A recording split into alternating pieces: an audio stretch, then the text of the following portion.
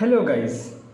As I have informed you in my previous video, which is about introduction class of biochemistry, that from the next video we will actually begin with the syllabus of biochemistry.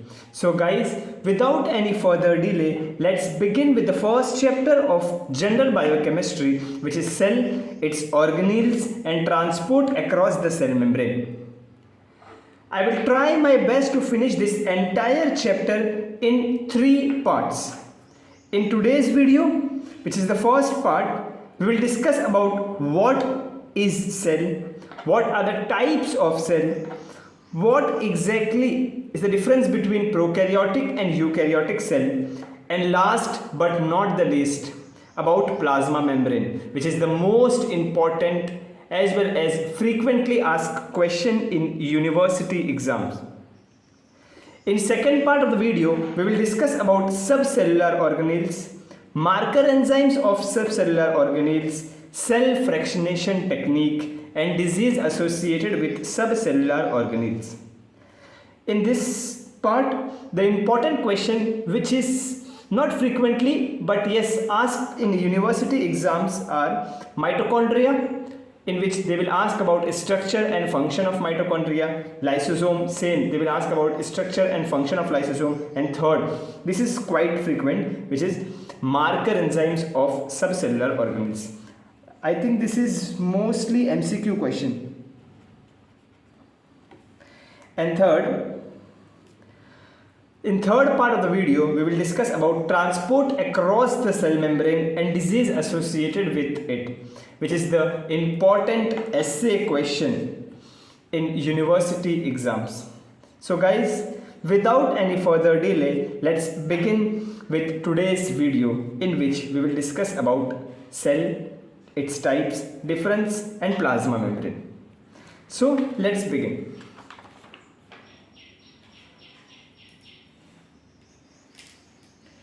So our first topic is what is cell? So the term cell literally means a small room or chamber. See, before we further proceed, see this diagram, appreciate this diagram. This is a typical structure of eukaryotic cell. See, forget about this all subcellular organelles, just see this is the room or a chamber like a structure in which all the essential subcellular organelles like mitochondria, rough endoplasmic reticulum, lysosome, peroxisome, Golgi apparatus are present along with nucleus and cytoplasm. We will see all these subcellular organelles as well as cytoplasm, nucleus in upcoming videos. Today, just I have shown you this diagram to understand how exactly a typical cell looks like, right? So, what is cell? The term cell literally means a small room or a chamber. But what is the biological definition? The biological definition says that cell is a structural and functional unit of living organism. Structural and functional unit of living organism.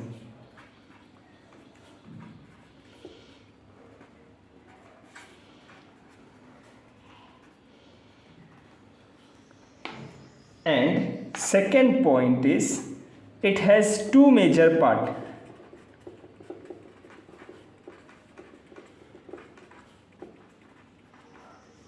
And what are the two major parts? First one is nucleus and second one is cytoplasm. So if someone asks you what is cell? So cell is a structural and functional unit of living organism. Next, it has two major parts, which is nucleus and cytoplasm.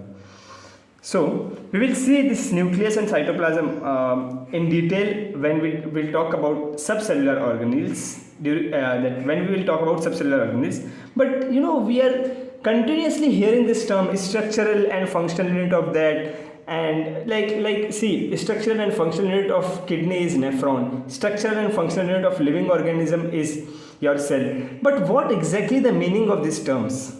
First we will see what is the meaning of structural unit, right? Let's take the example of cell itself. Cell, we all know this is the basic biology, that tissue is formed by grouping of cell, right? Properly if you say how tissue is formed by grouping of similar kinds of cell originate from same place and which perform the similar type of function. So what it will form? Tissue. So grouping of similar type of cell, right?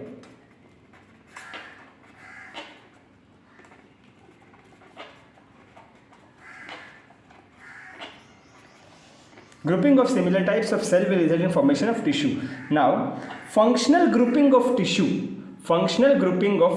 multiple tissue will lead to formation of organ, right?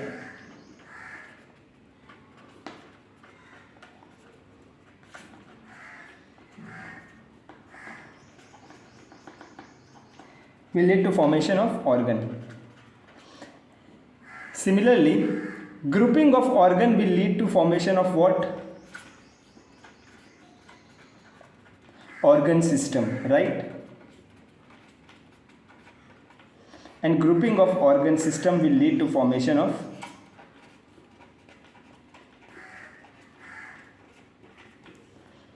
living organism. So if you appreciate this flow chart, what is the basic unit of this entire system, or what is the building block of this entire system is cell, right? That's why cell is called a structural unit of living organism. Understood the term? What exactly the meaning of structural unit? Now further we will see what exactly the meaning of functional unit. See, in every cell some basic function or life process like digestion, excretion, respiration take place. For what? For which help in which surviving the organism, right or wrong? Like in every cell some basic processes or function like digestion, excretion, respiration take place for the survival of living organism. That's why its cell is also known as functional unit of living organism. Now you understood what is the meaning of structural unit and functional unit.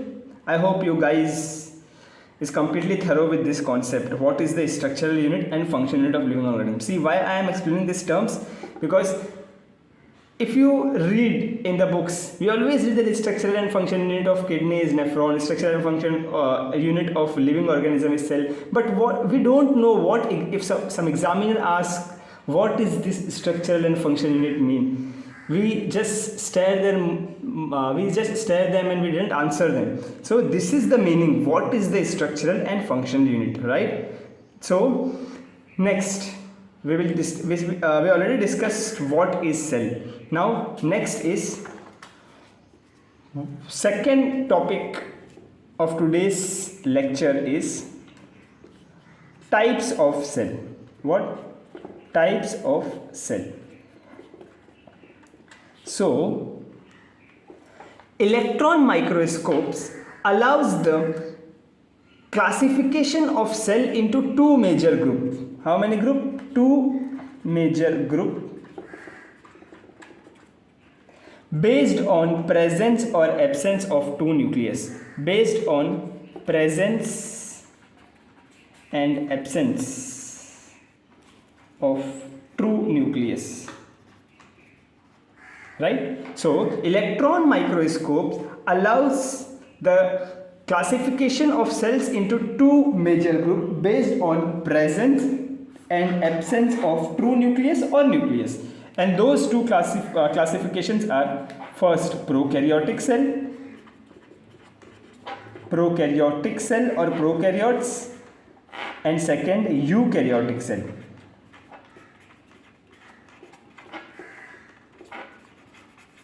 See, first of all, forget about these notes. I am writing fast because it's a video.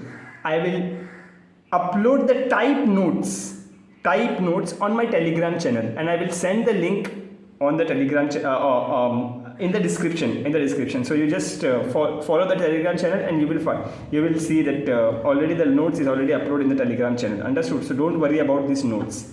So electron microscope allows the classification of cell into two major groups based on presence or absence of true nucleus. And what are the two major groups? A prokaryotic cell and eukaryotic cell, right? So one by one we will see what is prokaryotic cell, what is eukaryotic cell. First we will see about prokaryotic cell, right?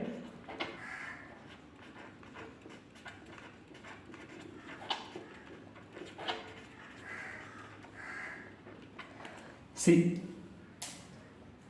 I will tell you the most important point which you have to remember.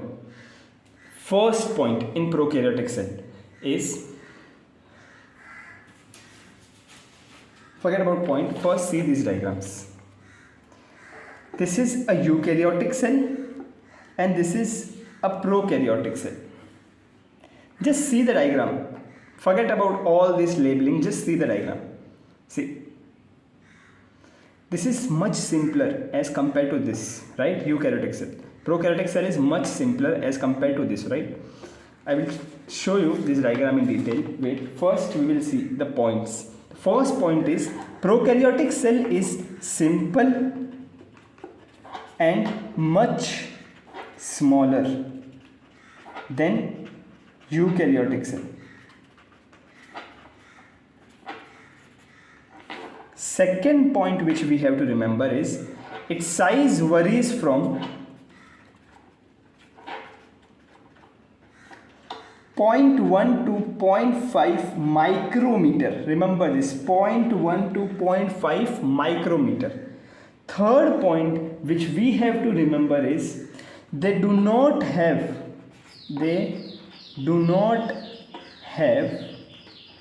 true nucleus as well as subcellular organelles. And what is this subcellular organelles? It's your mitochondria, mitochondria, lysosome, peroxisome. See, you are able to see here. In eukaryotic cell, you are able to see all these subcellular organelles, but in prokaryotic cell, these subcellular organelles are absent, right? So, 3 points we have discussed till now. Fourth point which we have to remember is the DNA of prokaryotic cell, which is deoxyribonucleic acid. Deoxyribonucleic acid, DNA of prokaryotes consists of single circular chromosome. Please remember this. What? Single circular chromosome. DNA of prokaryote consists of single circular chromosome. And last point which we have to remember is prokaryotes do not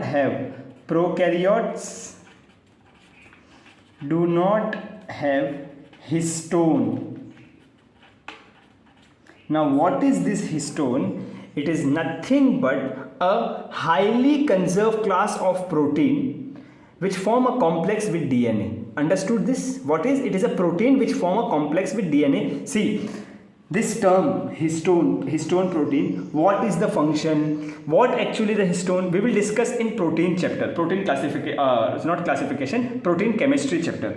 So just remember now that there is a term called histone, which is nothing but a class of protein which attach to DNA. How DNA? See, histones are, I am writing here, no problem. Histones, protein are positively charged and DNA is negatively charged. We all know, right? Why? Because it is deoxyribonucleic acid, right? So it is negatively charged and positively charged. That's why they form a complex. We will see why this complex and everything, what is the role. We will see in protein chemistry chapter. Forget about this. Only remember this term histone. So prokaryote do not have histone. What is histone? Histone is a highly conserved class of protein which form a complex with deoxyribonucleic acid. Understood these points? What are these points, sir? About prokaryote? They are simple and much smaller. First point, right? As compared to eukaryote. Second point, their size varies from 0.1 to 0.5 micrometer. Third point, they do not have true nucleus as well as subcellular organelles, right? Like mitochondria, lysosome, peroxisome, Golgi apparatus. Fourth point, DNA of prokaryote consists of single circular chromosome. And fifth point, they do not have histone, which is nothing but a protein which form a complex with DNA. Understood? This is all about prokaryotes, general characteristics. Now we will see the components of prokaryote.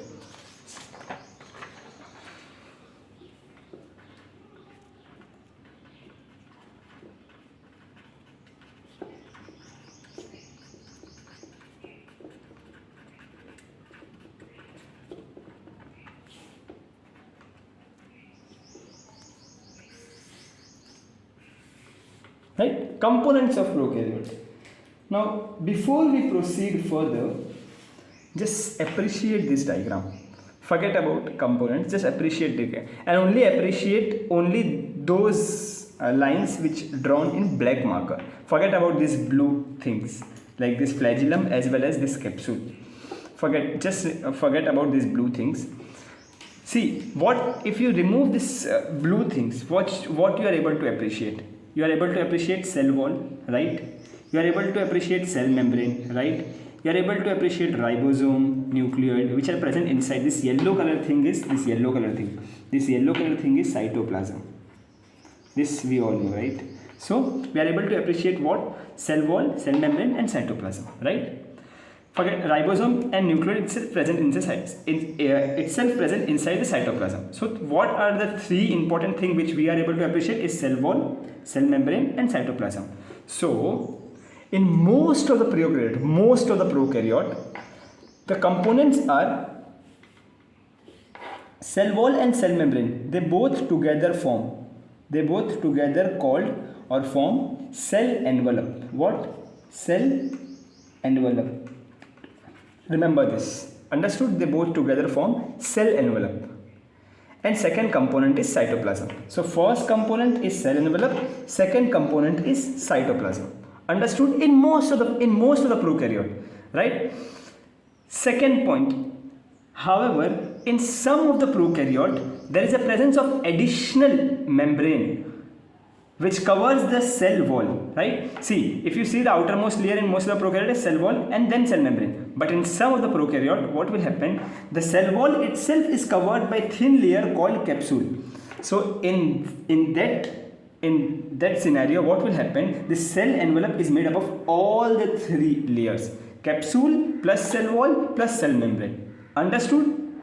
And so this will be one component, this will be second component.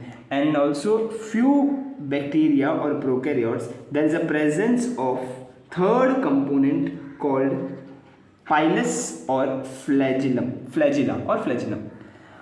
right? So there are total three components of prokaryotic cell: cell envelope, cytoplasm, and in few prokaryotes third component known as pilus or flagellum. So we will see one by one what exactly this is all about. First is your cell envelope, right?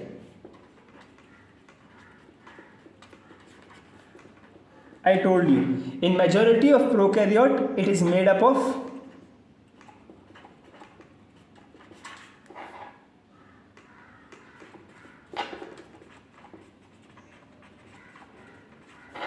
it consists of what? Cell wall plus cell membrane, right? Again, I am telling you, don't worry about these notes. I will upload on my Telegram channel and I will send the link of the Telegram channel in my description. Second, in few prokaryotes which contain capsule, this cell envelope is made up of consist of all three membrane or layers, which is capsule plus cell wall plus cell membrane. And what is the function of this cell envelope is?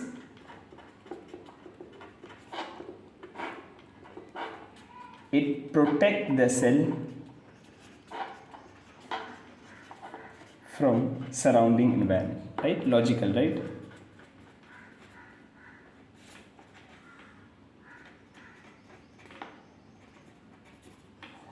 And second function, it separate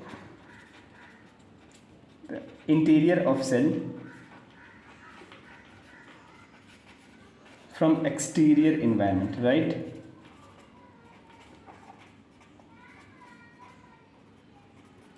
Right? Understood about cell envelope? What is cell envelope? In majority of prokaryote, cell envelope is consist of cell wall and cell membrane. However, in few prokaryotes, additional layer will be present, which is this blue color layer called capsule. So in such organisms, the cell envelope is made up of all these three layers: capsule plus cell wall plus cell membrane. Second, what is the function? What is the function is it protects the cell from surrounding environment and it separates the interior of cell from exterior environment. Understood? Now, second component which we already seen in the diagram is your cytoplasm, right? That yellow color thing. See this thing, yellow color, this entire. Sorry for this entire, right? Yellow color thing. And what cytoplasm contain is ribosome. These blue color things are ribosome, and this purple color or lavender color thing is nucleoid, right? So cytoplasm of prokaryote contain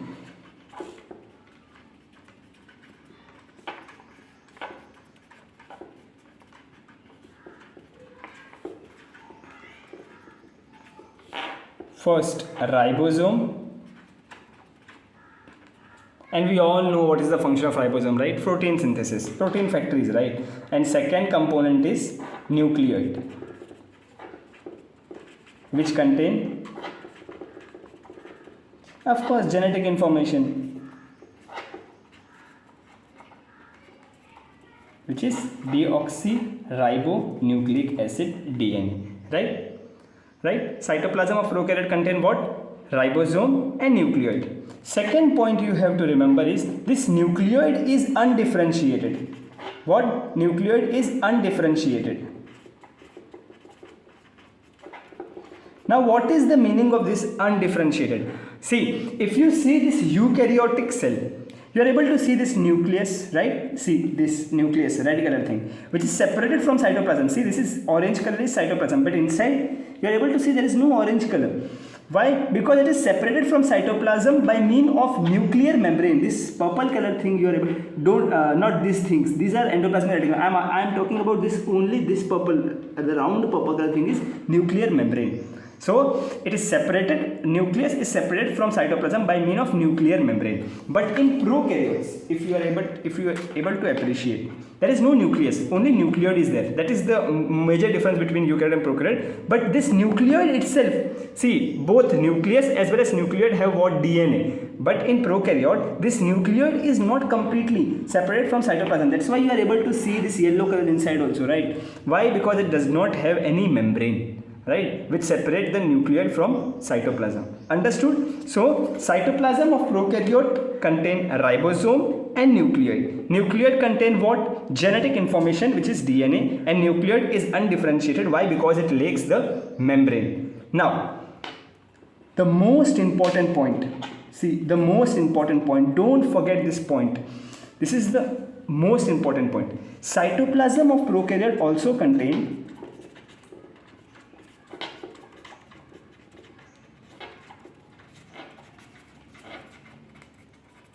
extra chromosomal DNA. Remember this, extra chromosomal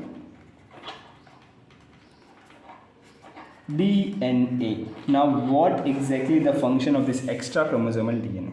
See, if suppose we majority of us knows that if suppose we are infected with bacteria and we give a similar type of antibiotic again and again, what will happen? That bacteria will develop resistance, right?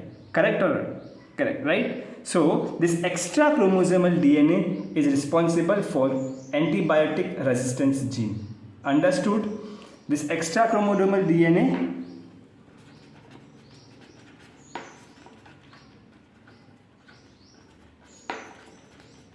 code for what? Antibiotic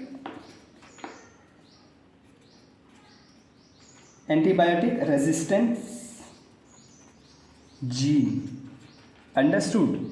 So this is all about cytoplasm, which is second component. What is cytoplasm? What is the cytoplasm contain? Ribosome and nucleoid. Nucleoid, of course, it contains DNA. Nucleoid is undifferentiated. Why? Because it lacks membrane. And cytoplasm, which is the most important point, also contain extra chromosomal DNA, which code for antibiotic resistance gene. Now, these two components are present in all the prokaryotic cell.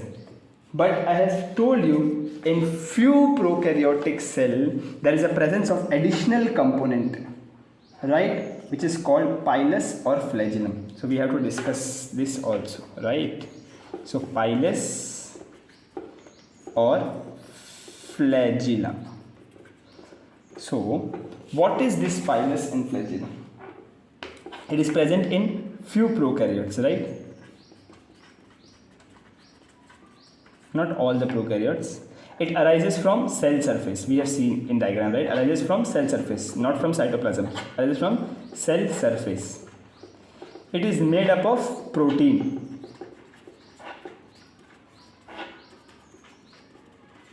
Right? 3 point enough for this thing. And function is,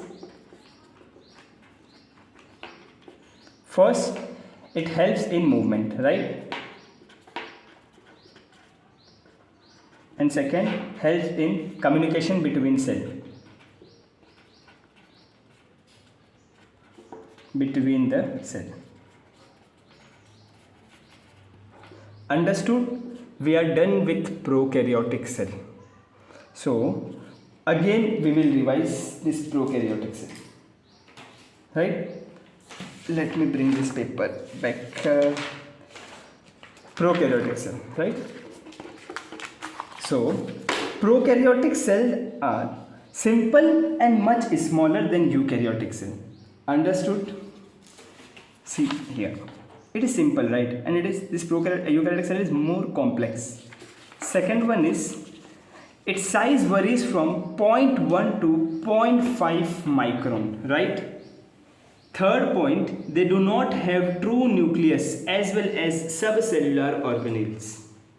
Fifth point, DNA of prokaryote consists of single circular chromosome.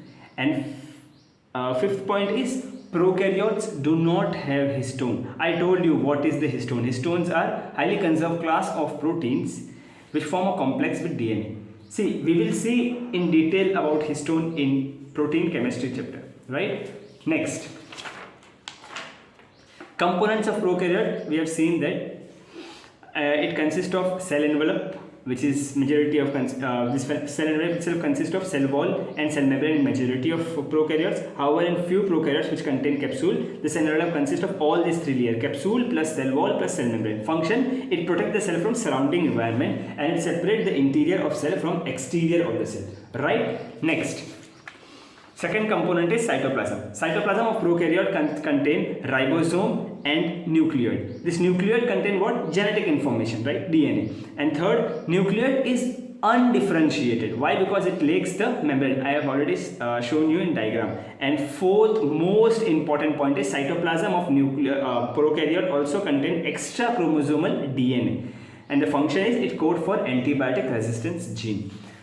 And third component is, which is present in only few prokaryotes, is pilus or flagella, which arises from cell surface. See here, it arises from cell surface, right? Cell surface, and made up of protein. Function, it help in movement and communication between the cells. Understood? This is all about prokaryotes. Now we will proceed with eukaryote or eukaryotic cell. So second is eukaryotic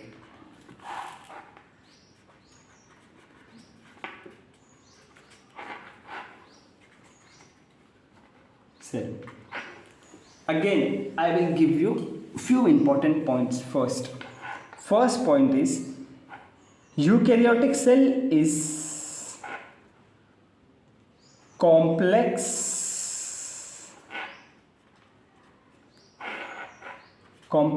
and much larger, right, than prokaryotic cell.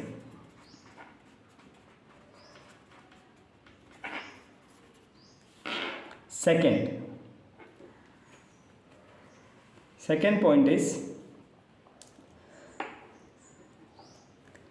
it is 1000 to 10,000 times larger than prokaryotic cell.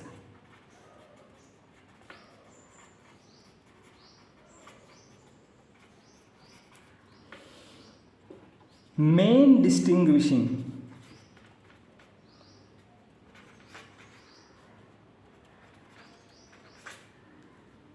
feature, the main distinguishing features of eukaryotic cell from prokaryotic cells are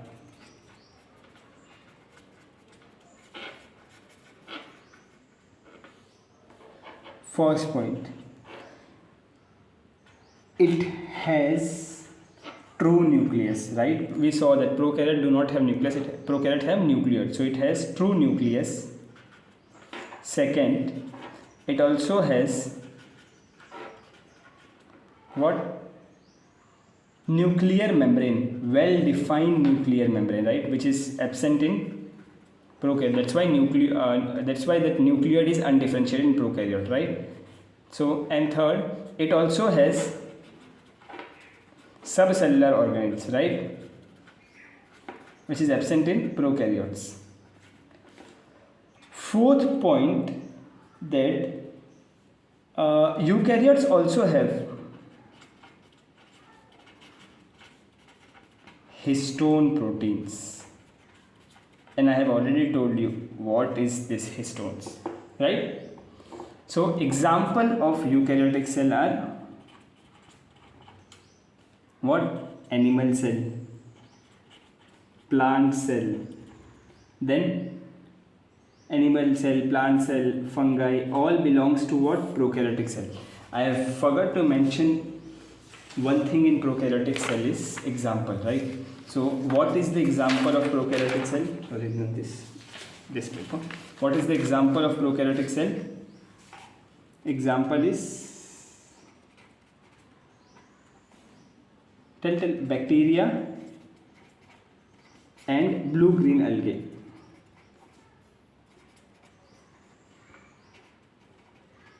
Belongs to what? Prokaryotic cell. Understood? This we all know. So it's okay if I forgot also. No problem. So this is about eukaryotic cell. Now see this diagram, right?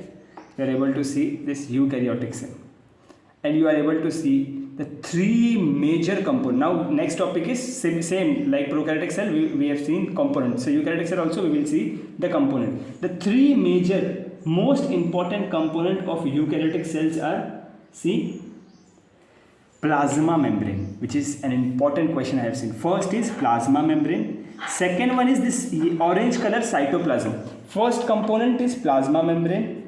Second component is cytoplasm. in which this all things will come, because cytoplasm itself contains these subcellular organelles like peroxisome, mitochondria, endoplasmic reticulum, nucleus, lysosome, everything, right? Sorry, not nucleus, other than nucleus, cytoplasm. First component is plasma membrane, second component is cytoplasm, which contain all these subcellular organelles, which is mitochondria, peroxisome, endoplasmic reticulum, lysosome, and third component is nucleus. These are the three major components of eukaryotic cell, but today we will discuss only about plasma membrane, right? Because if we discuss cytoplasm, we have to discuss subcellular organelles, which is our second part, right? Not nucleus is also we will discuss in second part of the video, right? So today we will discuss about only the first component, which is plasma membrane, right? So then third next point is component of plasma membrane. Sorry, not component of component of eukaryotic cell.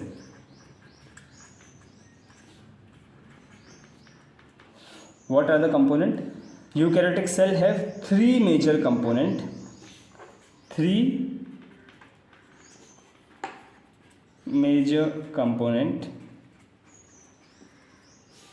First is plasma membrane, also known as your biological membrane, as well as cell membrane. They all are synonyms of each other. Next is, I told you about cytoplasm, right? Cytoplasm and its organelles, which we will discuss in next chapter, next video, and third one is nucleus, right? So these two we will discuss in next video. Today we only discuss about plasma membrane in detail, which is the most important, frequently asked university exam. Before we proceed with plasma membrane, first let's see what is the difference between prokaryotic and eukaryotic cell, or eukaryotic or prokaryotic cell, right? So what is the major difference? Let's see. First organelle is nucleus. Please, this is also an important question. Please read this. First is nucleus. So nucleus is present in eukaryotic cell but absent in prokaryotic cell. Correct? Second important organelle is your cytoplasm. Right? Cytoplasm, right? Which is cytoplasm is present here also, as well as in prokaryote it is present, right? Next one is subcellular organelles,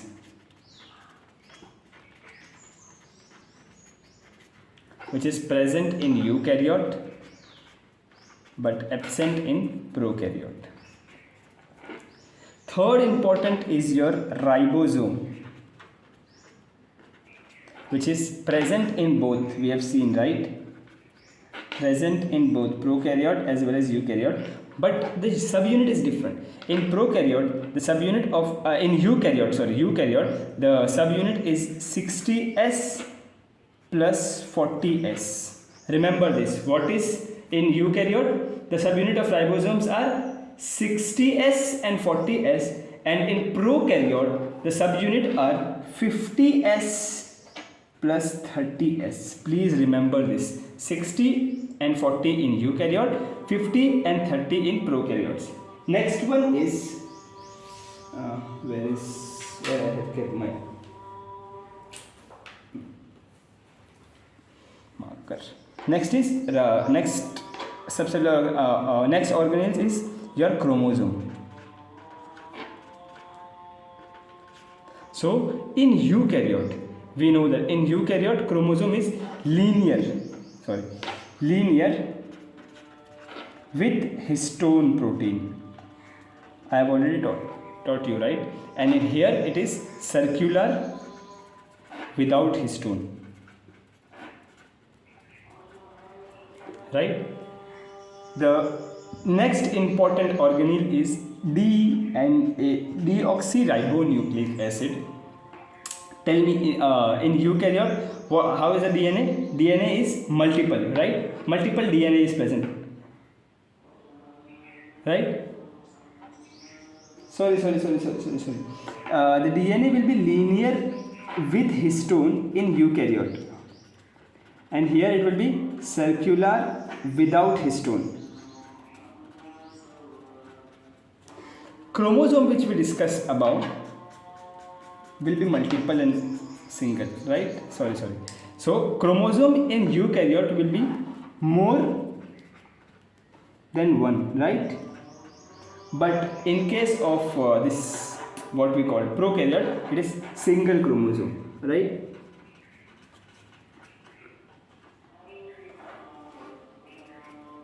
Sorry. So chromosome in eukaryote more than one, and in prokaryote single chromosome. DNA will be linear with histone in eukaryotes and circular without histone protein in prokaryotes. And the the most important things about this what we call differentiation is plasma membrane.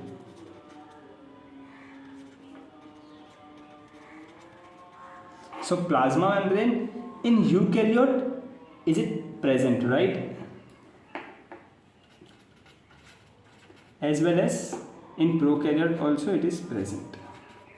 So this is a basic difference between eukaryotic cell and prokaryotic cell. What is the difference? Nucleus. So in eukaryote nucleus is present, prokaryote nucleus is absent. Cytoplasm. In eukaryote it is present, in prokaryote it is also present. Subcellular organelles. Eukaryote present, prokaryote the subcellular organelles are absent, like your mitochondria, lysosome, peroxisome. Next, ribosome. Of course, in both it is present, but the subunit will be different. Like in eukaryote it is 60S plus 40S, in prokaryote it is 50S plus 30S.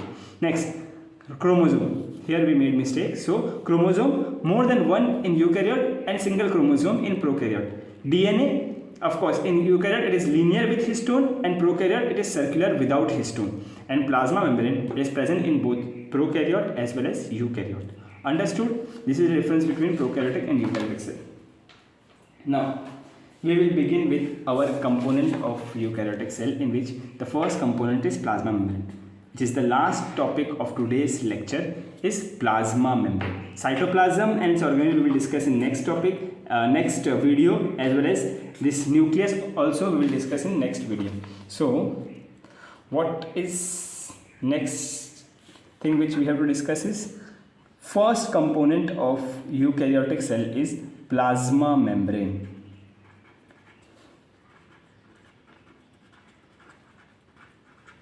What is it? Plasma membrane, also known as cell membrane,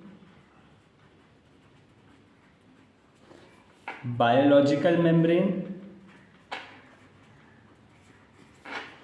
They all are same. Most important question in university exam.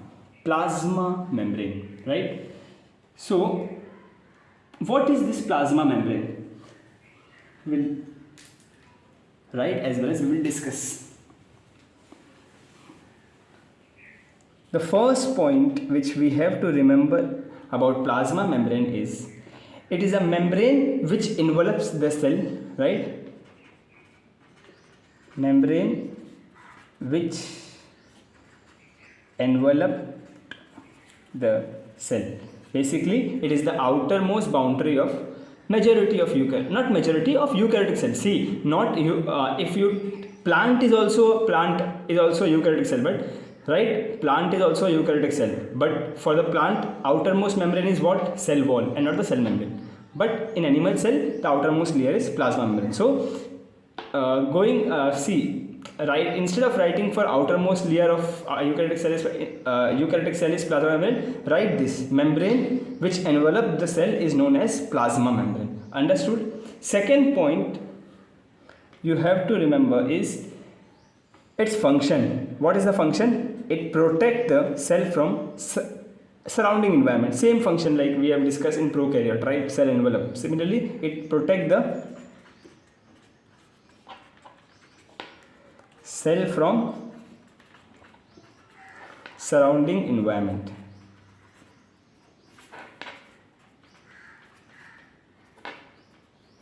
right?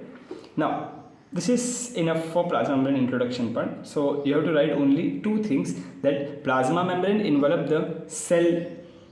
Second point, if you want to write that the outermost layer in plant and some like in plant and some other eukaryotic cell is cell wall and not the plasma membrane, but in animal cell the outermost layer is plasma membrane. Understood? Second point. If you want to write, otherwise leave it. And third point, you have to write it about its function. This is the function, right? I should mention here function, right? It protects the cell from surrounding environment. Understood about this plasma membrane? See, don't worry about these notes. Again, I am telling you, I have already uploaded the type notes of this topic, only this topic, not the entire chapter, only this. See how I will proceed. Whatever I am teaching in this video, I will make notes of that and I will upload in the Telegram channel. So suppose today I am talking about, we are learning about cell, its cell type, difference and plasma membrane. I will make notes of this video and I will upload today itself. Understood? So what is the function? It protects the cell from surrounding environment, right? Now let's further proceed. Its structure of plasma membrane, right? So if someone asks you, or in university exam someone asks university exam, the question is plasma membrane or structure of plasma membrane, you have to discuss about fluid mosaic model of plasma membrane. What? Fluid mosaic model of plasma membrane. Cell membrane or plasma membrane. Structure as well as fluid mosaic model, they all are same, right? So fluid mosaic model of plasma membrane. What exactly this fluid mosaic model of plasma membrane is, we will see. But before this model, see, if you want to add, I have already added these points in type notes, so I will not write here. So what is this? That before this model actually discovered, there are many scientists which discovered the different model of plasma membrane. Like, if I will give you example, lipid bilayer model. Second, unit membrane model. Other name of this unit membrane model is protein lipid bilayer protein model. See, it is very difficult, I know, but just remember this unit membrane model. Understood? So before this model, many scientists discovered the different model of plasma membrane, which is lipid bilayer model, unit membrane model. Other name for it is protein lipid bilayer protein model. Understood? But out of all this model, only the fluid mosaic model is universally accepted. Understood? You have, see, please write this history so that you know it is an important question. It is an important, I think, a 5-mark question or essay question, I don't know, but this is an important question they regularly ask in university exam. So it is better to give some history, right? So that's why I write this. I have already typed in my type notes, so don't worry about this point. Let's, first point we will write here, which is the most important point, is this model, fluid mosaic model of plasma membrane, is introduced or discovered by Singer and Nicholson. Singer and Nicholson in 1972. Understood this? In 1972. Who discovered this? Singer and Nicholson. Now, according to fluid mosaic model,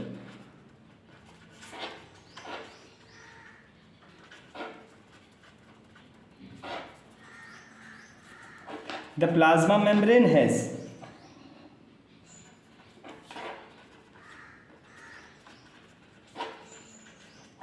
following composition and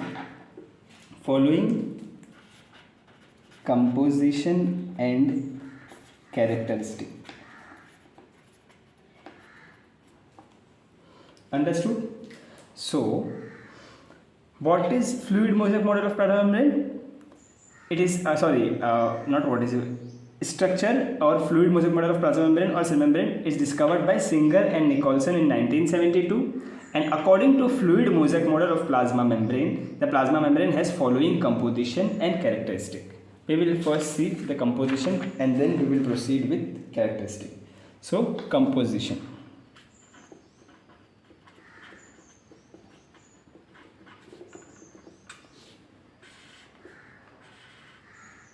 Right?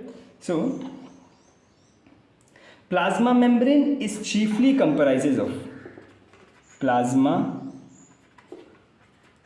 membrane is chiefly comprises of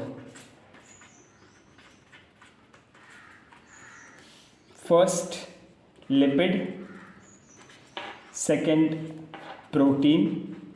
You can also say that membrane lipid, membrane protein, and third membrane carbohydrate. See, this carbohydrate is not present in free form. It is always either linked with lipid or protein. That's why it is known as glycolipid and glycoprotein. Understood? So, plasma membrane is chiefly comprises of membrane lipid, membrane protein, and carbohydrate. Why this carbohydrate is known as glycolipid and glycoprotein? Because it is not always present in free form. It is always combined with lipid or protein. That's why it is called glycolipid and glycoprotein. So one by one we will see all this composition. First we will see about lipids or membrane lipid. It is better to call membrane lipid. So the chief membrane lipids are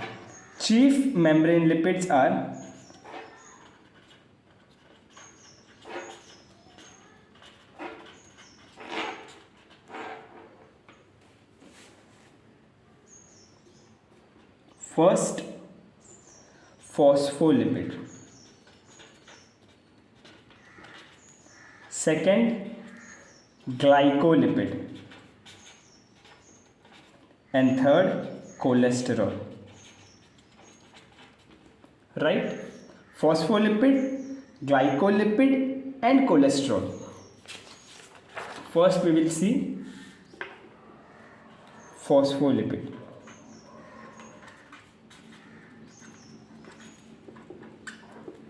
Right? So the first point in phospholipid will be the basic membrane lipid present in plasma membrane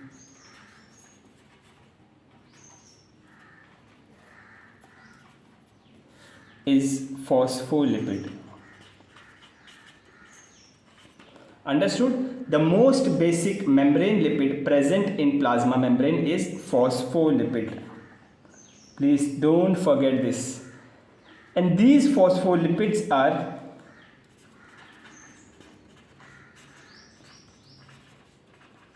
amphiteric in nature. What?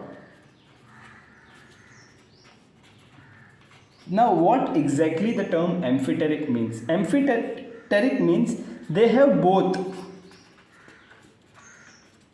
hydrophobic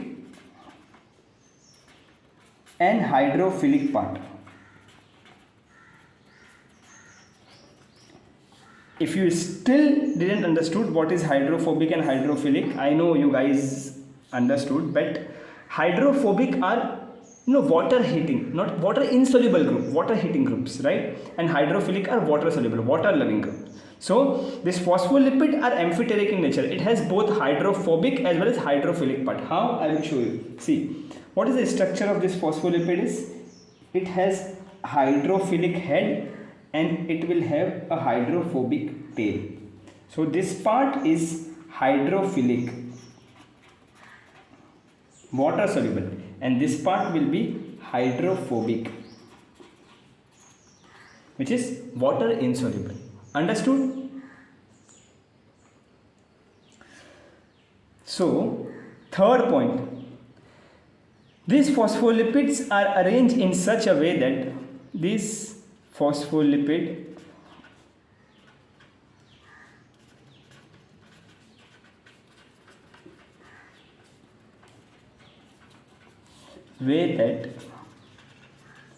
its hydrophilic head, see this is the head, right? Hydrophilic head project outward on both the side. Both the side means toward cytoplasm side and toward the extracellular side. I will show you diagram. Don't worry. Both the side means toward extracellular side as well as cytoplasm side, and its hydrophobic tail. This hydrophobic tail will face toward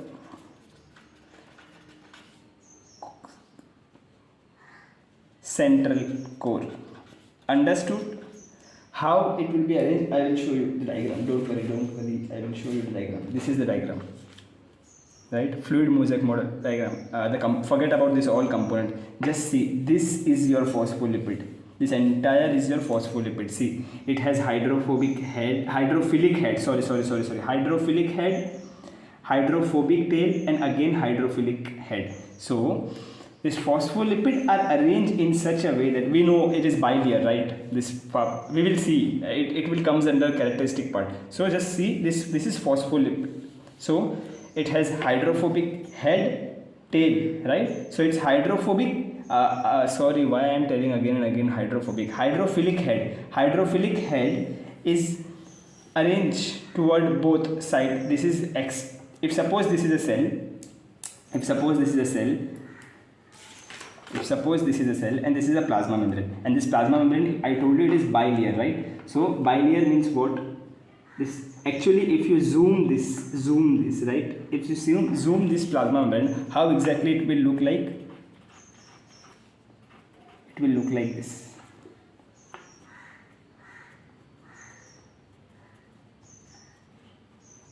Why? Because it is bilayer, right? If you zoom this, see, if I zoom this black color line, it will look like this. So, right?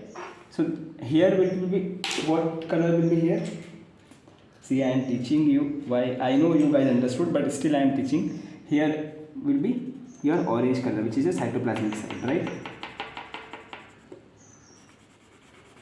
And here will be your white color itself, which is your extracellular side. So this hydrophilic part, this hydrophilic head will be project outward on both the side, towards cytoplasmic side, which is orange color, see this part, and extracellular part, right? And its hydrophobic tail will be toward the center of core, will be toward the center. Understood this arrangement? Just arrange.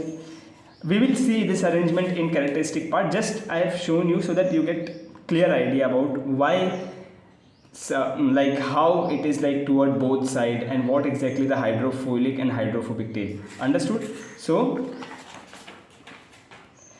this phospholipid are arranged in such a way that its hydrophilic head project outward on both sides. It's like cytoplasmic side as well as extracellular side, and its hydrophobic tail face toward the center of core, right? Done. Now, fourth most important point, the chief phospholipid found in plasma membrane are, see, even phospholipid have different classification, right? That's why the most commonly found phospholipids are phosphatidylcholine, phosphatidyl ionositol, sorry, it will be TT, not D, phosphatidyl ionositol, then phosphatidyl ethanolamine. Don't worry about this term, we will learn in lipid chemistry chapter. Just remember this, the chief phospholipid found in plasma membrane are phosphatidylcholine, phosphatidyl ionositol, and phosphatidyl ethanolamine. Understood? This is all about phospholipid. And what is next is function of phospholipid. What is the function of phospholipid?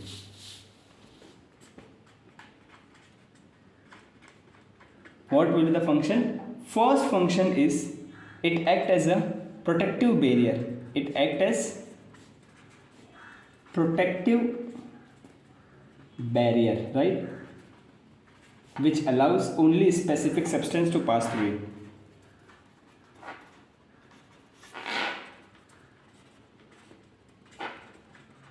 substances to pass through. And second important function is it provides proper structure, right, to the cell. Structure and form to the cell, right? This is done about phospholipid.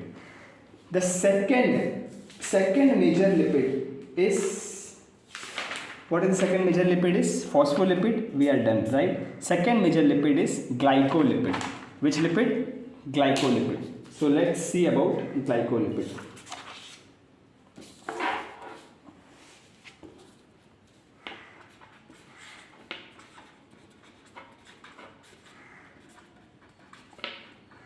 Right? Second major lipid is glycolipid. So as the name itself, from the name itself, it's indicated glycolipid means what? Carbohydrate and lipid, right? So glycolipid derived from what? Remember this, it derived from, glycolipid derived from sphingosine.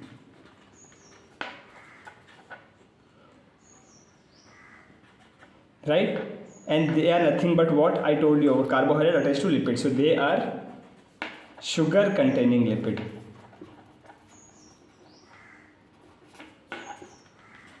I know you all are very excited to see what is this sphingosine. Don't worry. See, if I will tell you now, you guys will be confused. So that's why I will tell you this all things in lipid chemistry chapter. Till now, what are your doubts? I know. First is, what is histone protein? Second is, what is this phosphatidylcholine, inositol, lecithin? What is this sphingosine? Don't worry about this now. Just remember the terms. We will see later. This all things are there in detail in your lipid chemistry chapter, protein chemistry chapter. So just remember these terms. So glycolipids are derived from sphingosine and they are nothing but carbohydrate containing lipid or sugar containing lipid. Understood? Example are your cerebrocyte and gangliocyte. Don't worry about this term. We will see in lipid chemistry. Don't worry. Just remember this. So, and from the name, see, glycolipid, right? So how they are arranged? Glycolipids are present only on the outer surface of plasma membrane. See here. See, this is the outer surface, right? This is the outer surface and this will be inner surface. So these are glycoprotein and glycolipid also will be there here. So if you see, these are carbohydrate, right? And I told you carbohydrate are not present in free form. So this will be a glycolipid itself, right? Glycolipid. So it is arranged on only on outer surface. How? It will be, see, the carbohydrate part, glyco part will project outward, right? Lipid, see, this plasma membrane is lipid soluble, right? Only it allows the lipid soluble substance to pass through it. So the lipid part will be inside and the glyco part, the carbohydrate part, will be outward. How? It will dangling from outward toward the cell, right? So how they are arranged? These glycolipids are arranged in such a way that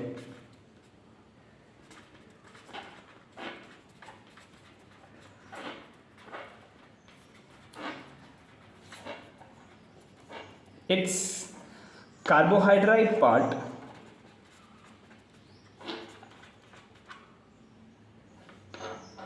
project outward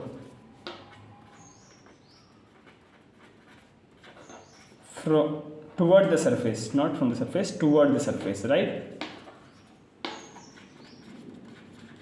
I know you guys didn't understood this point. Just see here. See, glycolipid, right, means carbohydrate and lipid. Now lipid can easily adhere the plasma membrane. Why? Because it is lipid soluble, right? But carbohydrate it is lipid soluble. Sorry, lipid is lipid soluble, right? But this carbohydrate is water soluble. So it will project outward. See here, outward toward the phospholipid, or see what exactly I am trying to teach you. Suppose this is your plasma membrane, right?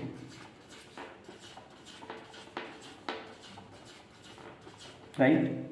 So these glycolipids are, if this is your cytoplasmic side, and this is your extracellular side, right? Extracellular side. So these glycolipids are arranged in such a way that its lipid part will be inside the plasma membrane, on the outer surface, or either in the, it can, right, because it is lipid soluble. But its carbohydrate part will project outward, right? Why? Because it is not lipid soluble, it is water soluble. So will project outward. Understood? Interacted with these phospholipid groups. Phospholipid polar head. This is polar head, right? Understood this arrangement? This is your lipid part and this is your carbohydrate part. So carbohydrate part will project outward. Understood? This is the type of arrangement. If you draw a diagram, they will understood. Don't worry about this arrangement. But you have to write in word that glycolipid are arranged in such a way that its carbohydrate part project outward toward the surface. Understood? Which surface? Extracellular surface. Understood? Interacting with what? Interacting with hydrophilic part of phospholipid. Understood? Actually, it will be like this. This is phospholipid. So this carbohydrate part will be like, it will interact with this hydrophilic phospholipid head, and this lipid part will be inside toward the center of it. Understood? This is how they will arrange glycolipids. That's it. That's it about glycolipid. Understood? Third, we are discussed with phospholipid, we are discussed with glycolipid, and third one is your cholesterol. Third chief lipid is your cholesterol, right? So that is, third chief lipid is your cholesterol, right? So first point is, cholesterol molecule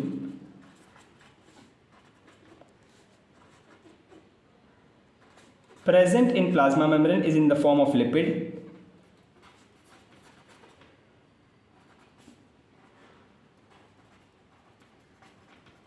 Is in the form of lipid, and they are present between the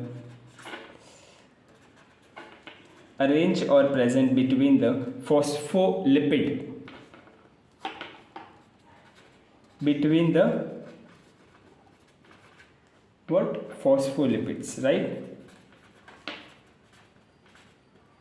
See here, where is the diagram? See here, these all are blue colored things are cholesterol. You are able to see here, this blue things are cholesterol, and how they are arranged between the phospholipids. See, these blue things are also, you are able to see these blue things are also what? Cholesterol molecule itself. You are able to see they are present between the phospholipids. So that's it. This is enough for cholesterol. And what is the function? Most important thing about cholesterol. First function, it play a very important role in fluidity of membrane. We will see later what is this fluidity. Fluidity of membrane, cholesterol. What? Fluidity of membrane. And second important function is, it provides stability to the membrane.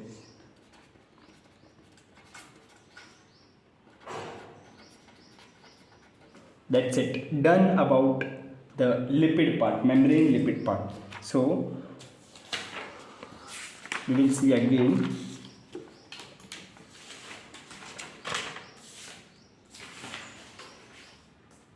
Right?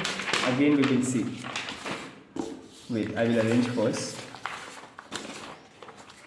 What is the composition? The plasma membrane is chiefly comprises of lipid, protein and carbohydrate. The carbohydrate is not present in free form, that's why it is called glycolipid or glycoprotein. Why? Because it is attached to lipid or protein. So first we will see about membrane lipid, right? Lipid part. So this membrane lipid, the chief membrane lipid are phospholipid, glycolipid and cholesterol.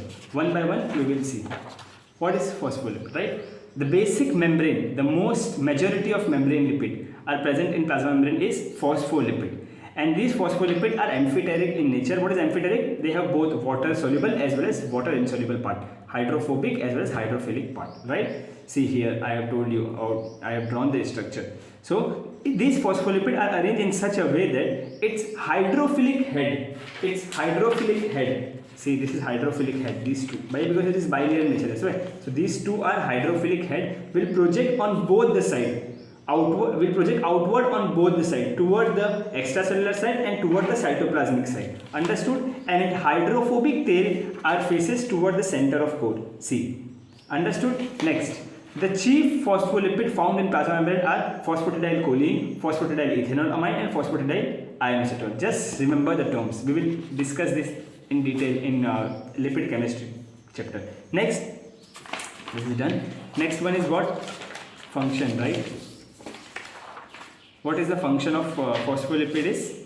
It acts as protective barrier which allows only specific substance to pass through it, and second is it gives proper structure and form to the cell. Understood? This is done about phospholipid. Second important lipid present in the plasma membrane is your glycolipid. So this glycolipid derived from what? Sphingosine. I have told you what is this sphingosine. We will discuss later in lipid chemistry chapter, and they are nothing but glyco means carbohydrate, sugar. So sugar containing lipid. Example, cerebrocyte, gangliocyte. These glycolipid are also arranged in such a way that its carbohydrate part. Why? Because carbohydrate are water soluble, right? Mostly carbohydrate are water soluble. Sugars are water soluble. So this carbohydrate part project outward toward the cells, toward the extracellular surface, right? So they are arranged in such a way that its carbohydrate part project toward the surface. Understood? Next one is, the next chief lipid is your cholesterol. So we have discussed about cholesterol, that cholesterol molecule which is present in plasma membrane is in the form of lipid, and they are arranged between the phospholipid. We have seen in the diagram, right? See here. They are arranged between the phospholipids, right? These blue color things are all about, these all are cholesterol only. So the function is, it plays a very important role in maintaining the fluidity of membrane, and it provides stability to the membrane. So we are done with what? The first composition, which is what? Lipid. Second composition is protein. So we are done with this, right? Done. Second composition will be protein. So let's begin with protein.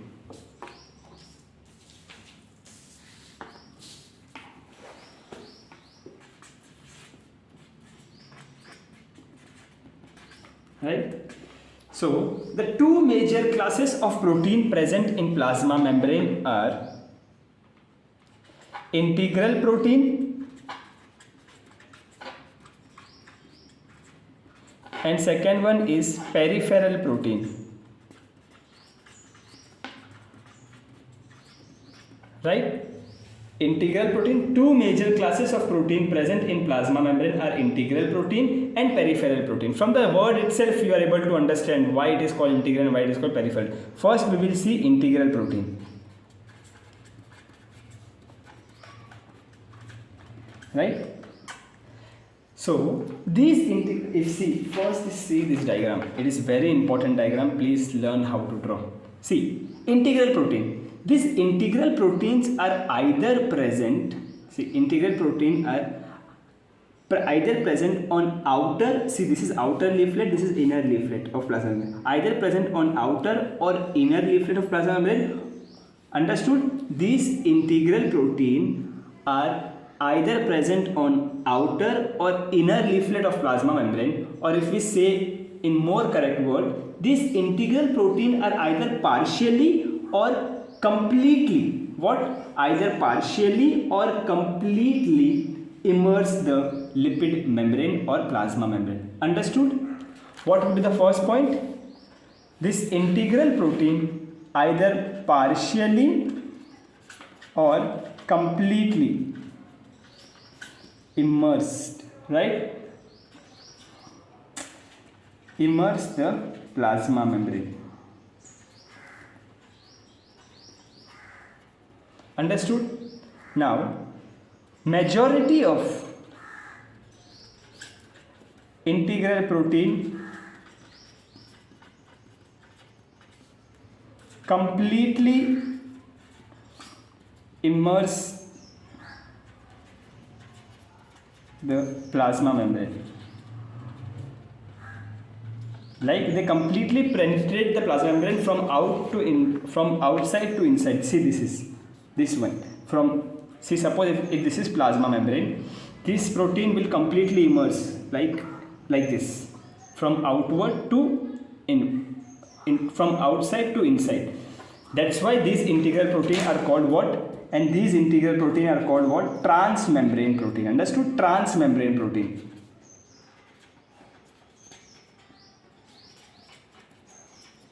Right? And what is the function of this integral protein? Please remember this function. Don't forget. In Viva also they will ask what is the function of integral protein, what is the function of peripheral protein. So function is, see, simple logic, right?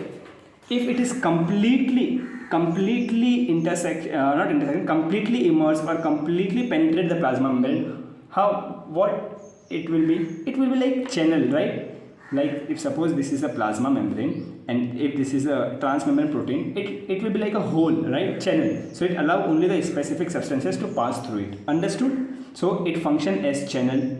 It may be function as carrier protein, right? To transport substances or molecule. And third, it may be function as enzyme. So what are the three functions? It can be act as channel,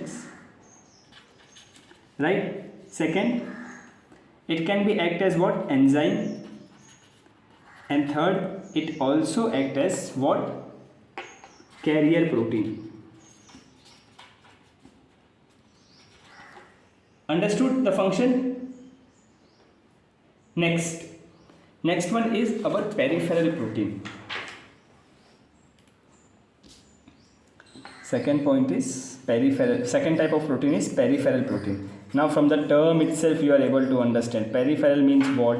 They are present either on the outer or inner leaflet of phospholipid or plasma membrane. Understood? They are present on the periphery, right? Periphery, toward outward or toward inside. So they are present either on the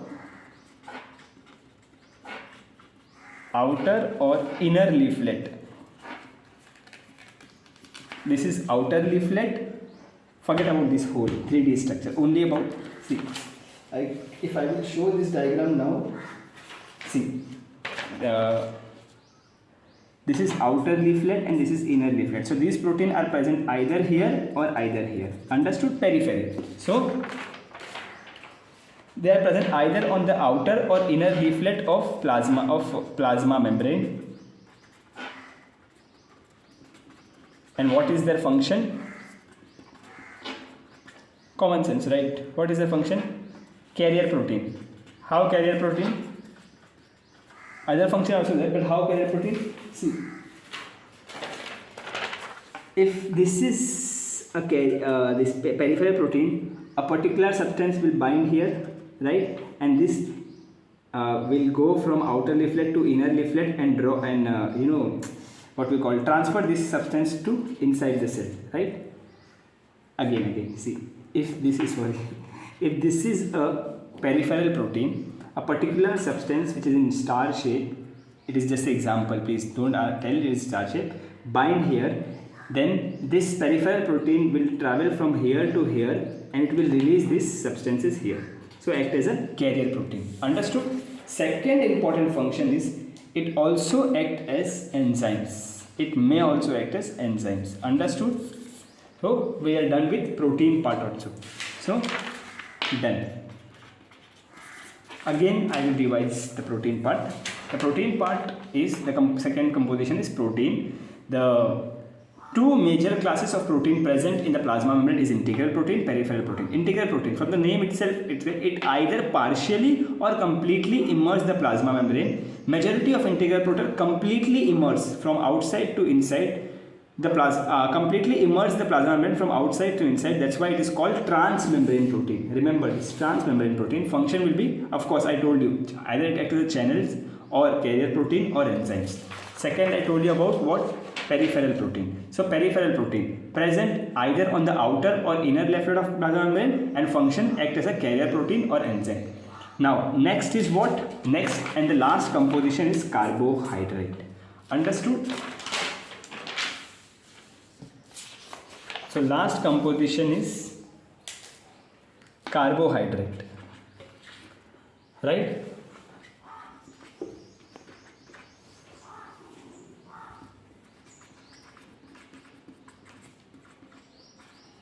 But I told you these carbohydrates are present not in free form, right? So they are either attached to what? Lipid or protein. That's why it is called glycolipid or glycoprotein. Understood? Remember this, they will never present in free form. So first point you have to remember in this, that membrane carbohydrate do not present in free form.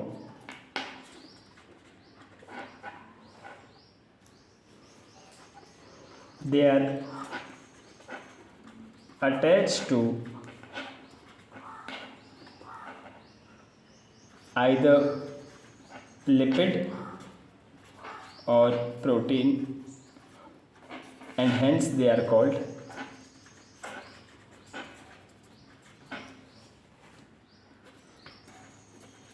glycolipid or glycoprotein respectively, right? I know my writing, because this is video I have to write fast. So first point, don't worry, again I am telling you, I will send the type notes on my Telegram channel. Understood? Second point which you have to remember is most of this integral protein, see what we have learned about integral protein, right? Integral protein as well as lipid. So most of the integral protein, we have learned this integral protein, right? Integral protein, and 1/10, what? 1/10 of 1/10, right? 1/10. Remember like this. Most of the integral protein and 1/10 of lipid, membrane lipid, which we discuss here, right? Here, right? Membrane lipid and integral protein. In protein, this we have seen about integral and peripheral. So we are talking about this integral. So most of the integral protein and 1/10 of lipid, whatever be the lipid, phospholipid, glycolipid, cholesterol, they are what? 1/10 of the lipid are what? Either glycolipid, glycoprotein and glycolipid. Understood? This integral protein will be glycoprotein, and this 1/10 of the lipid will be glycolipid.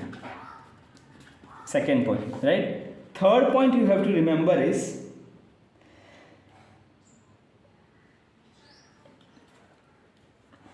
the entire outer surface of plasma membrane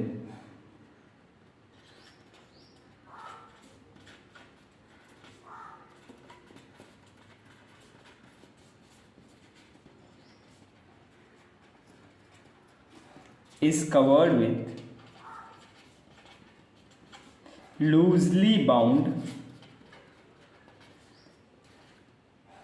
glycolipid as well as glycoprotein.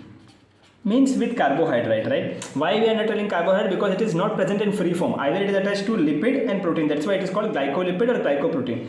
So the entire outer surface of plasma, if you see this structure, fluid mosaic model, I have drawn only these two.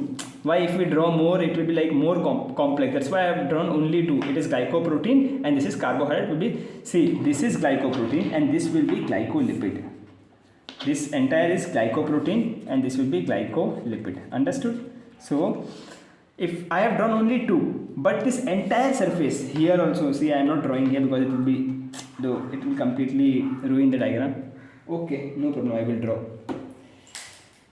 I will make new diagram and I will upload, no problem. This entire surface will be like completely covered with glycoprotein or glycolipid, this entire surface.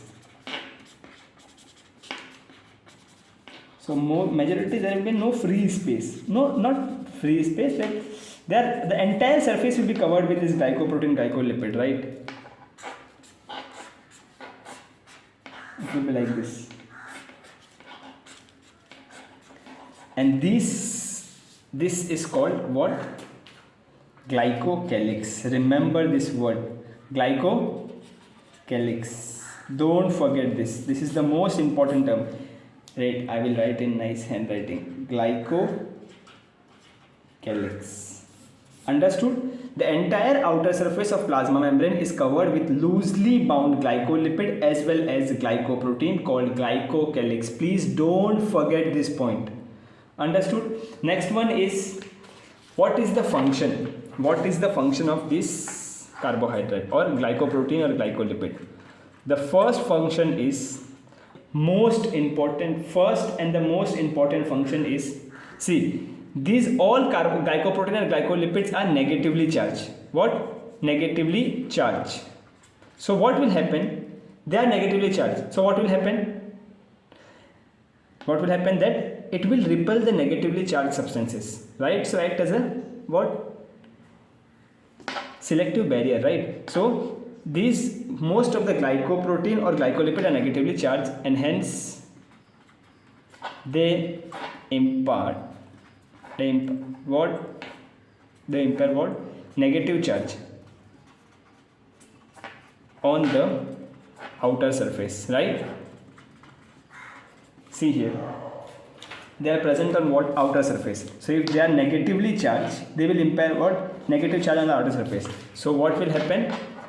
And hence they do not allow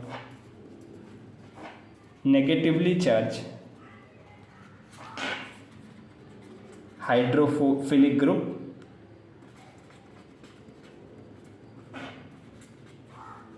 to enter inside the cell, right? Protective function, basically protective function. But this is the most important point. Don't forget this. Second important function is, see, this glycocalyx, one glycocalyx will attach to second glycocalyx, second will attach to third. It form a network like structure. So they play a very important role in cell to cell attachment. Understood? Third important function is, they also play a very important role in antibody, immunoglobulin, right? Immunoglobulin, antibody processing. And fourth one is, they also act as hormone receptor, not hormone receptor, like insulin receptor. Example, insulin receptor. Understood?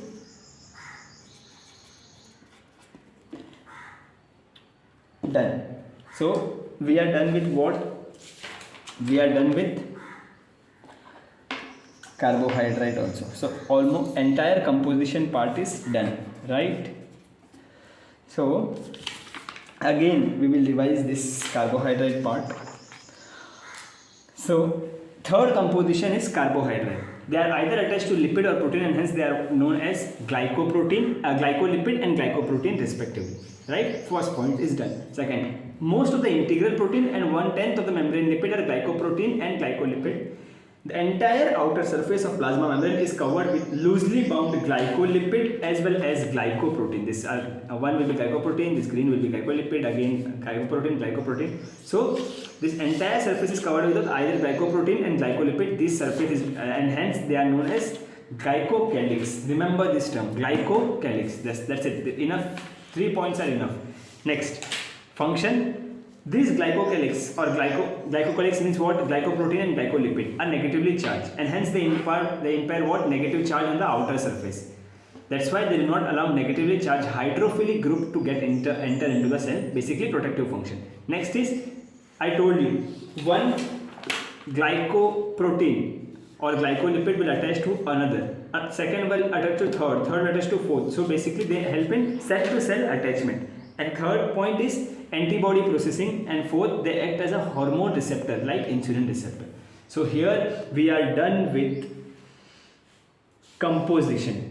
In the beginning of plasma membrane, where I have kept that paper with.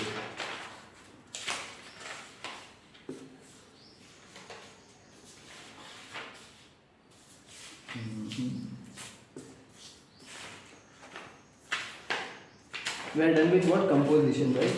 At the beginning itself I told you, yeah, here, see, fluid mosaic model. So we are done with what? Composition part of fluid mosaic model, right? Done. Next is characteristic, right? We have to do this. So characteristic.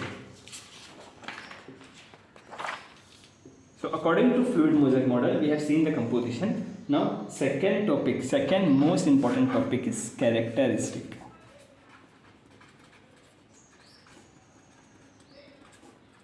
So according to fluid mosaic model, the plasma membrane have two important character. First is the plasma membrane. First, I know you already guys, I already taught you, but again we will teach. Plasma membrane is what?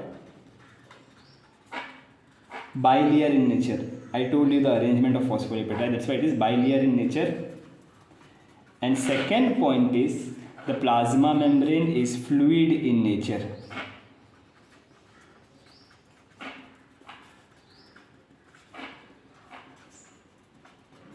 This is the two characteristic of plasma membrane. Understood? First point is what? Plasma membrane is bilayer in nature. And second one is plasma membrane is what? Plasma membrane is fluid in nature. Understood? So we will see the first character, which is bilayer nature. How bilayer nature? We already know, right?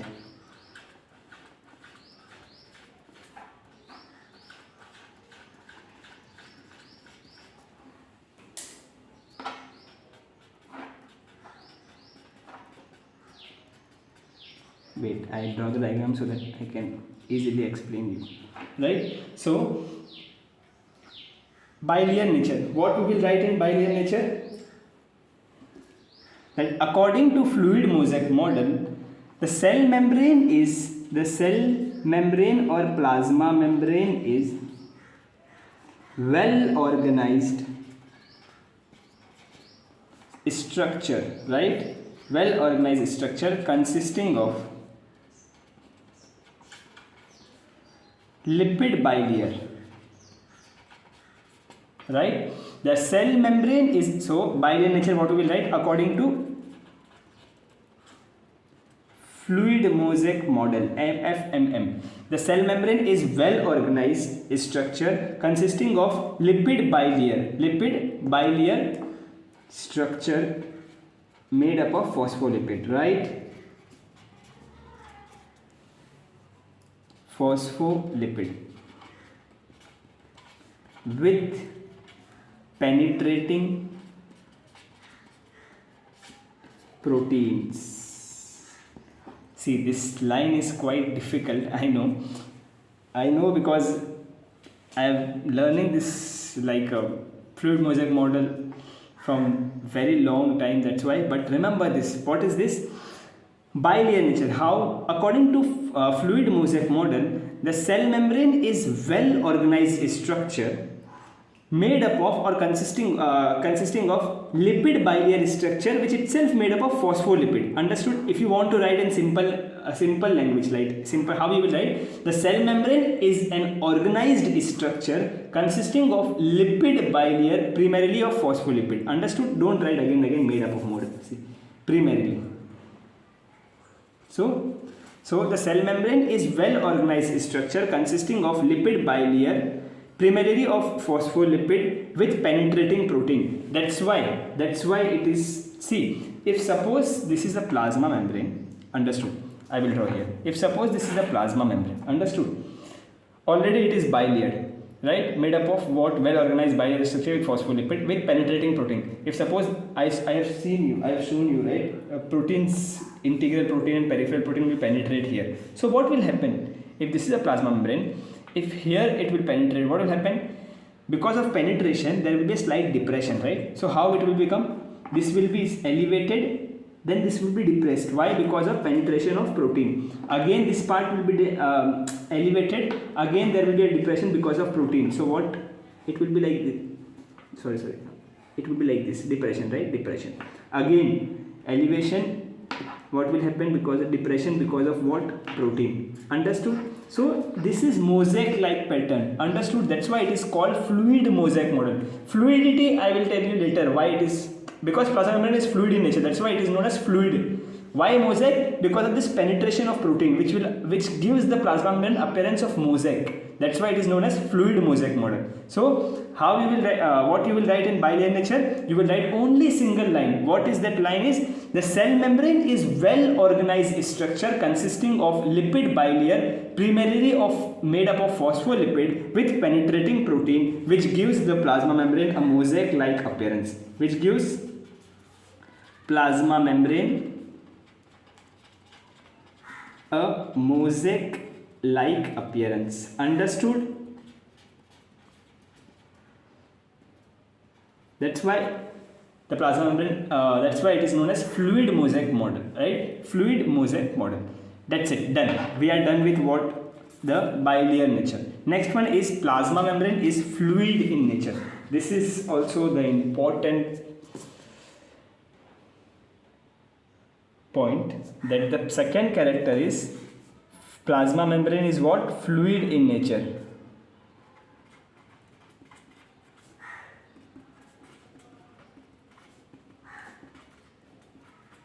Now fluid, right? Fluid in nature. So we have to write, we have to remember this thing, that the fluidity of plasma membrane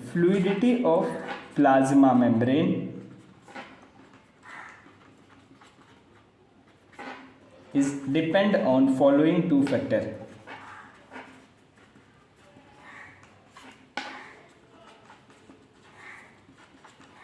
First one will be nature of fatty acid present in it,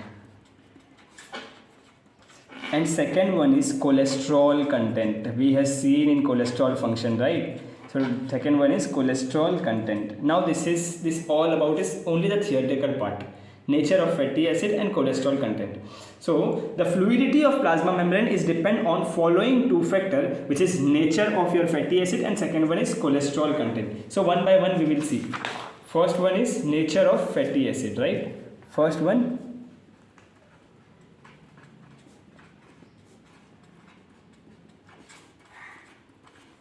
right? So what will be the nature of fatty acid? What exactly the meaning of nature of fatty acid is? How nature of fatty acid will affect the fluidity? First point will be the fluidity of plasma membrane fluidity of membrane will depends on length of hydrocarbon chain of fatty acid, length of hydrocarbon chain,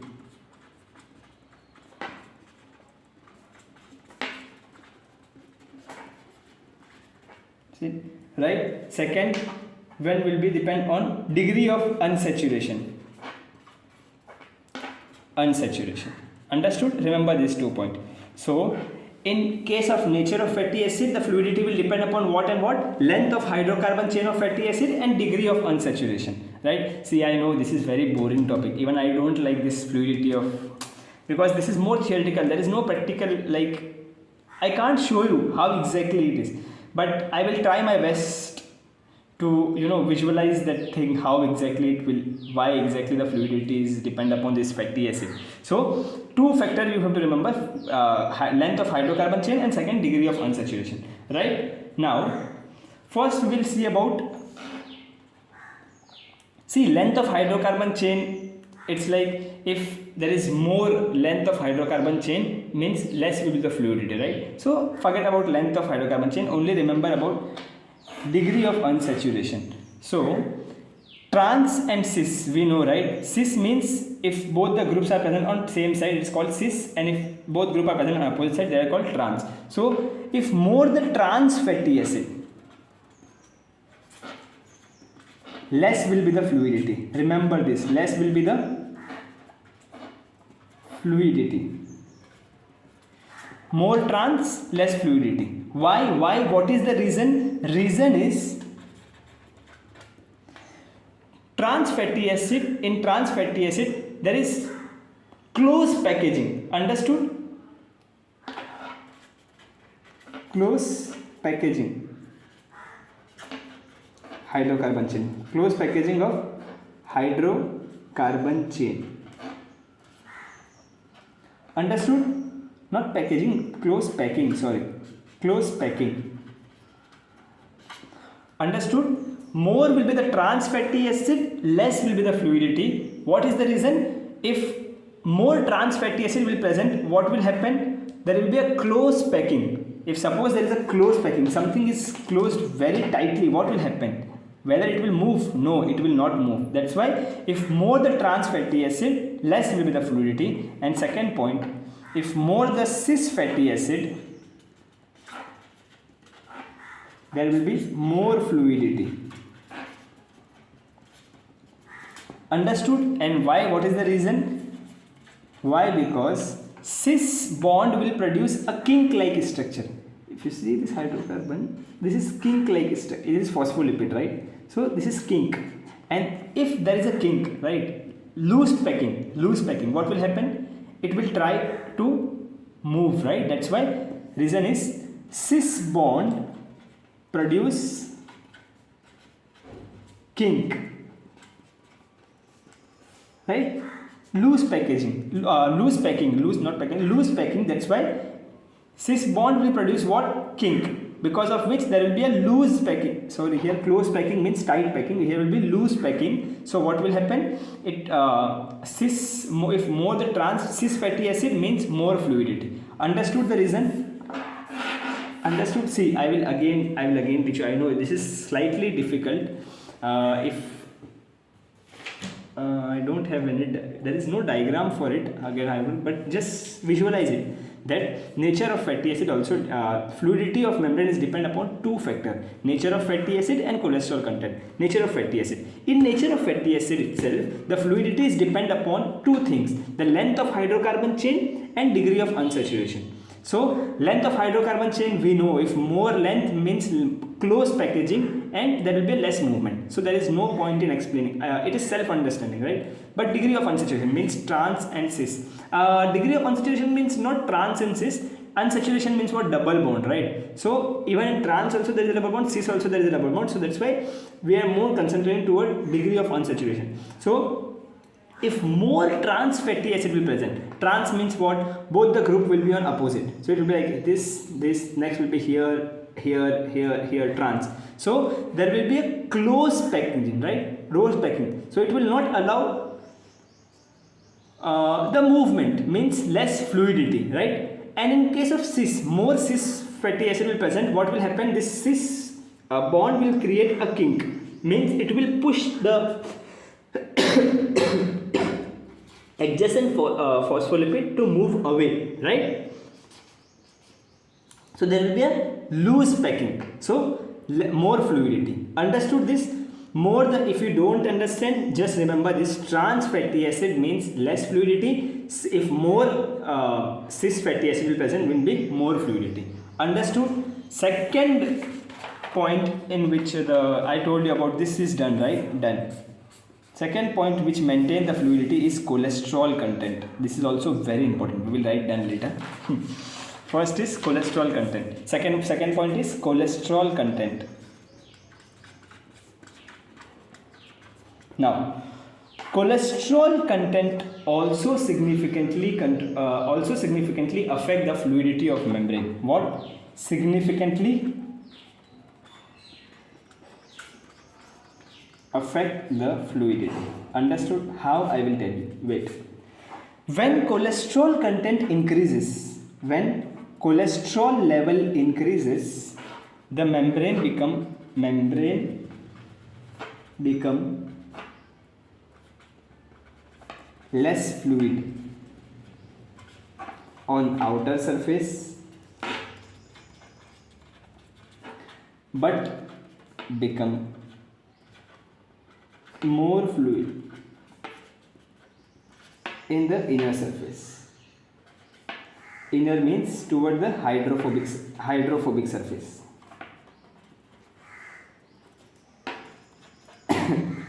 So basically what exactly it tells that, where is the problem? Cholesterol also significantly affect the what? Fluidity. If cholesterol content increases, what will happen? this area, right, outer surface, right, outer surface toward both the side, right, this is also outer surface, right, only difference is this is toward the extracellular part and this is toward the cytoplasm, right. So if cholesterol content increases, both this area, both the outer surface will become less fluid, means it become impermeable, understood. But this central core where hydrophobic tail is there, this is hydrophobic tail, will become more fluid, means more permeable, understood. That is the only concept which they are trying to prove, that if cholesterol level increases, the membrane become less fluid on both the side, both the outer surface, but it become more fluid toward the hydrophobic tail. Hydrophobic tail means toward the center of core. We have seen the arrangement, right?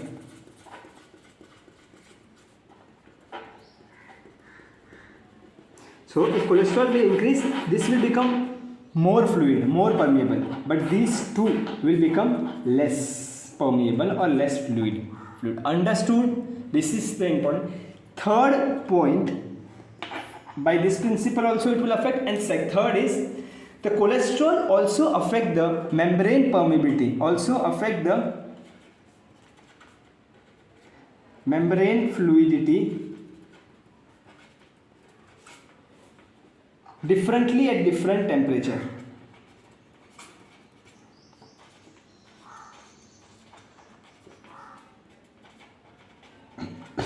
Right?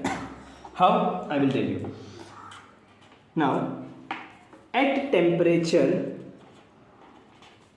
below Tm, and what is this Tm? Melting temperature of cholesterol. Understood? At below what? This is important. Below melting temperature or below Tm, what will happen? Cholesterol increase the fluidity,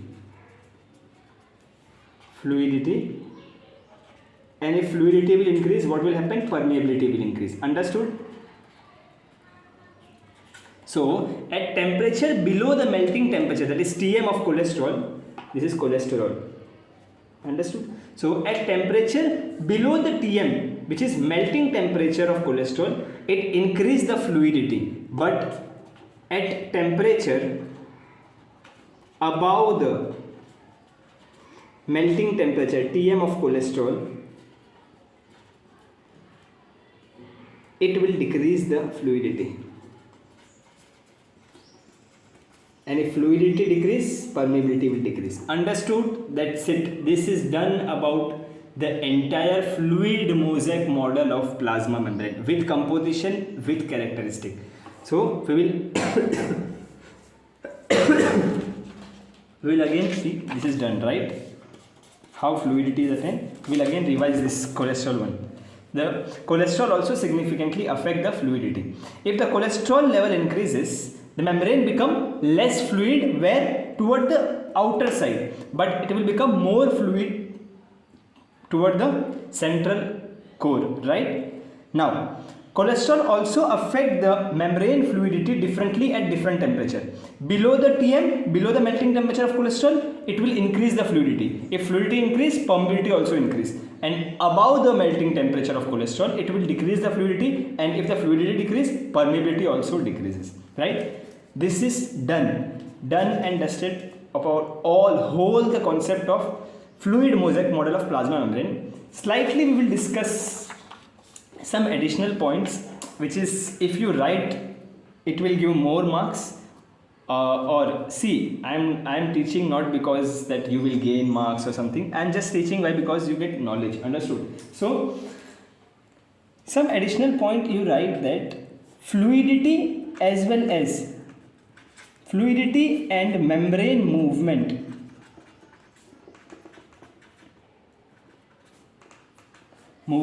goes hand by hand. Understood? So what exactly this means? Like there are possible kind of movements in plasma membrane. This is additional point. If you don't understand, leave this topic, no problem. What this point tells that fluidity and membrane movement goes hand by hand. How? See, There are two types of movement possible in membrane. See, if the membrane is fluid, then only it is possible, right? Then only the movement will be possible. So there are two types of movement.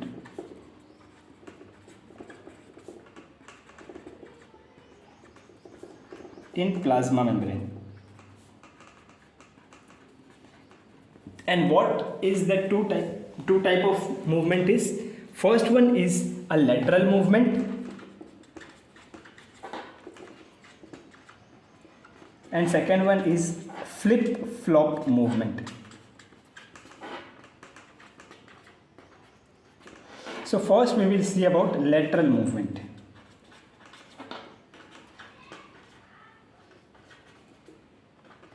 Why it is possible? See, I have a diagram for it. I have tried my best to draw this diagram. If you are able to understand it, you will be, I'm sure you will understand this.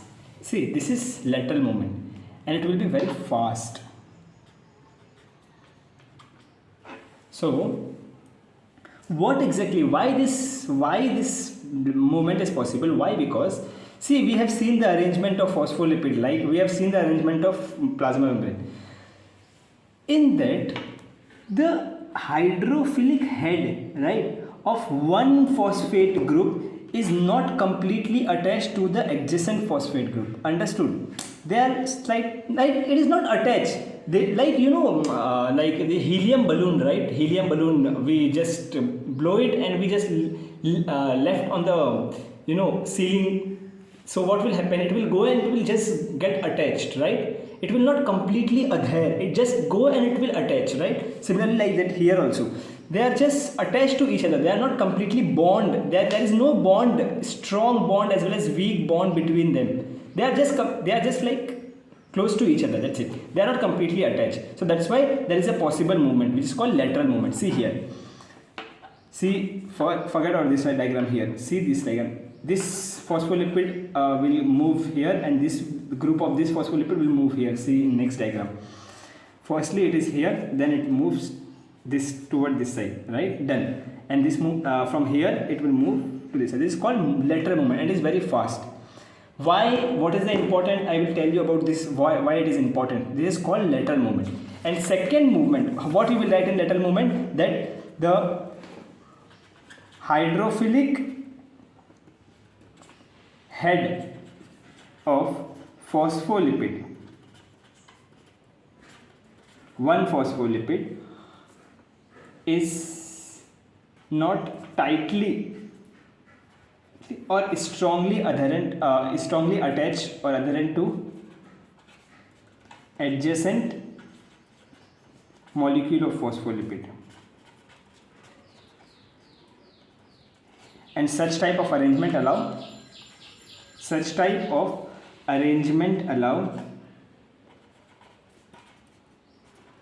lateral movement. Understood? Understood, right? It's easy, right? See here, they are not attached to each other completely. They are not completely attached with a strong bond. They are just present side by side to each other. That's why there is a lateral movement possible. Understood? What is the important? Of course, this movement play a very important role in transport of substances. Common sense, this transport of substances from one side to other side or between the membrane. Understood? So this type of movement play a very important role in what? Transport of substances. Second movement possible is, this is done, right? Done. Second movement possible is flip-flop movement. Flip-flop movement. See this diagram. You are able to understand what is this flip-flop movement. See, there is a one phospholipid which get reversed in second diagram, right? This is called flip-flop movement. What is called? Flip-flop movement. Understood?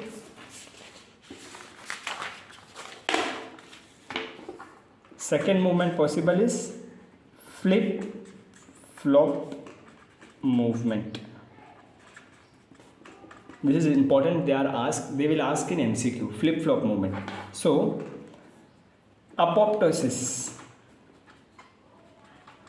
which is also known as programmed cell death, right?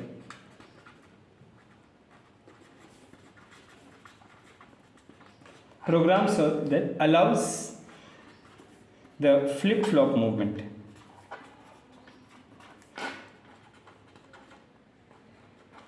in plasma membrane. Understood? So apoptosis, also known as programmed cell death, allows the flip-flop movement in plasma membrane, and these movements, flip as well as flop, both these movements are enzyme based. So the enzyme flippase allows the flip movement,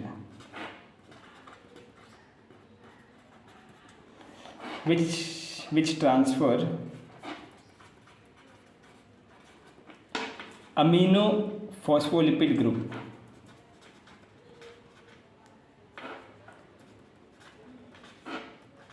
across the membrane. Understood? How? Across the membrane. Understood why these movements are important? To transport substances across the membrane, right? So flippase is the enzyme which allows the flip movement, and what will happen because of this flip movement? There will be a transfer of amino phospholipid group across the membrane. And third important point is the enzyme floppase allows what? Allows flop movement, which is ATP dependent movement.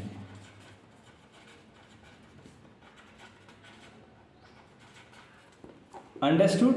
ATP dependent movement. And what will the function of all this movement, both lateral as well as flip-flop movement? Basically to transfer group across the plasma membrane.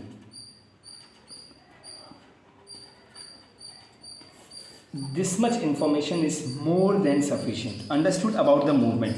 So again we are done with our video, today's class. So again we will discuss only about this fluidity and membrane again, because already we have discussed twice everything. So this fluidity and membrane movement goes hand by hand. So there are two possible type of movement in plasma membrane. What are these two? Lateral movement and flip-flop movement, right? What exactly the lateral movement and why it is possible? See here, that the hydrophilic head of phospholipid or one phospholipid do not tightly adherent to the adjacent phospholipid. That's why such type of arrangement allow the lateral movement, right? Allow the lateral movement, and it is very fast, right? Why it is important? To transfer the group across the membrane. Second type of movement is flip-flop movement. Now mainly apoptosis, also known as programmed cell death, allows the flip-flop movement in plasma membrane.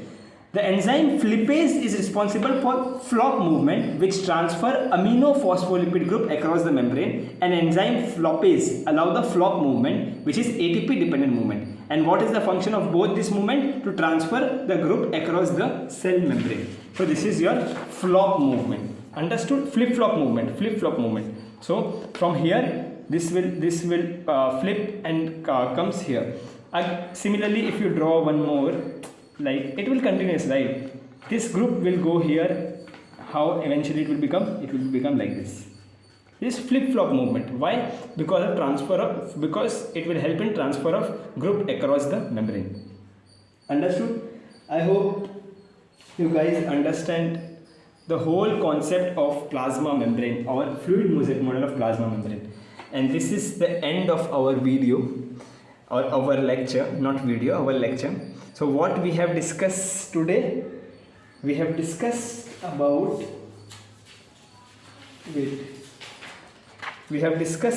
cell in detail. We have already discussed about types of cell in detail.